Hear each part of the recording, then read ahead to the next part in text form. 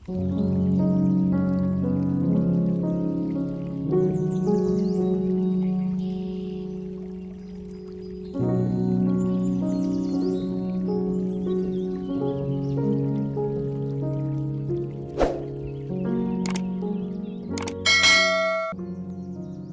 nama Bapa dan Putra dan Roh Kudus. Amin. Bapak, Ibu, Saudara-saudari sekalian, salam jumpa kembali dalam renungan inspiratif Hari Raya Tubuh dan Darah Kristus. Berdasarkan Injil Markus bab 14 ayat 12 sampai 16, ayat 22 sampai 26. Inilah tubuhku dan inilah darahku. Bapak, Ibu, Saudara-saudari terkasih. Pada suatu hari, seorang anak muda yang tidak percaya akan kebenaran Ekaristi Kudus bertanya kepada seorang pastor, "Pastor, bagaimana mungkin Kristus yang besar itu bisa hadir dalam hosti yang begitu kecil?" Pastor itu menjawab, "Anda melihat pemandangan yang begitu luas di depan Anda, sedangkan mata Anda begitu kecil. Kendati demikian, pemandangan yang begitu luas bisa tertampung di dalam mata Anda yang begitu kecil itu." Tetapi orang yang kelihatannya belum puas itu kembali bertanya, "Bagaimana mungkin Yesus Kristus yang satu dan sama itu bisa hadir dalam ribuan hosti yang begitu kecil?" Pastor itu menjawab, "Tidak ada yang mustahil bagi Allah. Coba Anda pecahkan cermin dan lihatlah pada setiap pecahan cermin itu. Di sana, pada masing-masing pecahan cermin itu, Anda bisa melihat wajah Anda sendiri secara utuh. Demikian pula halnya dengan Yesus Kristus. Dia bisa hadir di dalam ribuan hosti yang kecil, bahkan yang sudah dipecah-pecahkan sekalipun secara lengkap dan utuh." Bapak, Ibu, Saudara-saudari yang terkasih, bagi orang-orang bukan Kristen, kehadiran Yesus di dalam Ekaristi Kudus sulit diterima sebagaimana nyata dalam pertanyaan anak muda tersebut.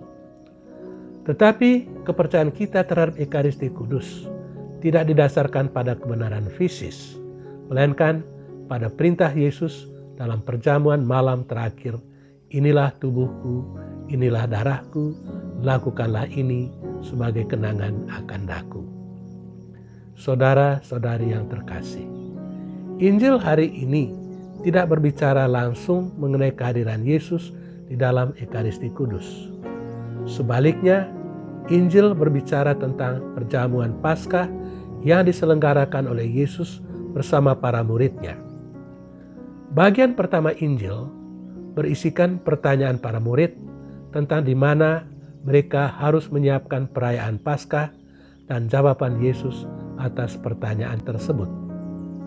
Sedangkan bagian kedua Injil bercerita tentang bagaimana Yesus memberikan makna baru kepada perjamuan tersebut. Injil hari ini tidak bisa dimengerti dengan baik kalau kita tidak memahami latar belakang perjamuan Paskah orang-orang Yahudi dan perjanjian Tuhan dengan orang-orang Israel di Gunung Sinai, sebagaimana kita dengar dalam bacaan pertama hari ini. Di dalam bacaan pertama hari ini, Yahweh mengadakan perjanjian dengan orang-orang Israel. Mereka berjanji untuk setia kepada perintah-perintah Yahweh, dan sebagai imbalannya, Yahweh akan melindungi mereka. Guna meneguhkan perjanjian tersebut, maka darah korban harus disiram pada mezbah korban, dan sebagiannya dipercikan kepada bangsa Israel. Dalam adat istiadat orang-orang Yahudi, darah adalah lambang kehidupan.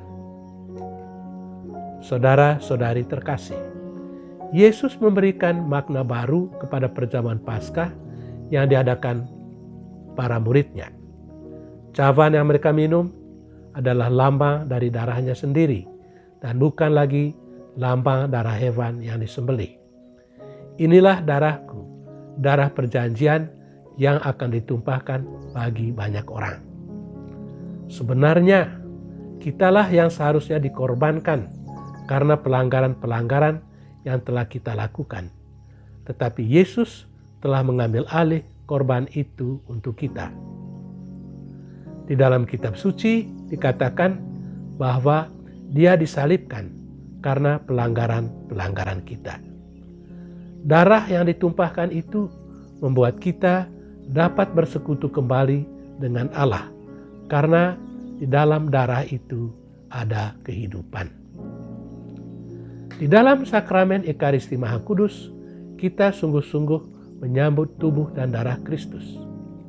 Hosti kudus yang kita terima bukan cuma lambang Yesus yang hadir, melainkan Yesus sendiri. Hal ini menjadi sangat jelas kalau kita baca kembali Injil Yohanes ketika Yesus berbicara tentang roti hidup.